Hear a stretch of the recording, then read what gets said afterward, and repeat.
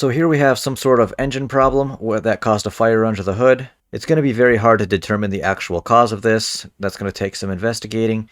It's generally a leaking fuel line or something along those lines. But from this angle, we can see a little bit better that there's a serious fire going on in the hood area even before it fully flares up and engulfs the entire vehicle. Now, car fires spread very quick and very fast, so unless you catch it really, really early on and you're able to put it out, a little extinguisher in your trunk is not going to do anything. Don't even try. Leave the area, get to safety, and call the emergency services in. Under that hood, there's going to be transmission fluid, gas, oil, plastics, rubbers, all sorts of things that once they start burning, they just compound on top of each other. It gets hotter and hotter, bigger and bigger, and that fire grows very rapidly. Luckily, though, this was not a situation where it was an accident with people entrapped. This was just a fire that started for some sort of mechanical problem, and the people were able to stop the vehicle and get out to safety. On top of this, you also have to consider that the firefighters don't know what the contents of the vehicle are, if there's propane tanks, if somebody's going to a barbecue, if they're going camping. They might have aerosol cans or cylinders, many things that could flare up or explode or cause additional hazards to the firefighters. They have to get right up close to this thing to be spraying it down, to be opening that hood area to get the water in it, and those are all additional risk factors. Exploding fuel tanks is not really a thing. They used to be when they were all metal. A vehicle would get into an accident, it might scrape through, ignite. That was more of a thing back then. They now make them out of plastic with all sorts of vents and everything. In order for a fuel tank to explode, it takes a very, very specific set of circumstances that's very hard to replicate. It's very, very rare for it to happen. You might see tires exploding, you might see glass shooting out. There's quite a few things that flare up and seem to explode out from that hood area. And from the time the fire really starts to the time the first fire truck arrives is in the range of about 4 or 5 minutes. And then from the time the first fire truck arrives to the fire is actually out is about 1.5 minutes. So very quick response time, very well-trained firefighters. They've gone over these procedures a whole bunch.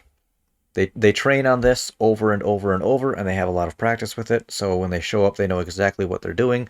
Everybody has their role. Every truck has their assignment. They execute this stuff flawlessly because they train nonstop. Another thing I want you to consider is that, yes, this is a vehicle that's on fire. It's an emergency. They want to put the fire out, but there's nobody trapped inside of it. It's not close to anything, any other vehicles or buildings that they want to prevent from burning. There's nothing around it to really get damaged. The vehicle is already at this point going to be a total loss. There's no salvaging it. The only objective here is to really put out the vehicle. There's not really any secondary objectives or anything else to protect.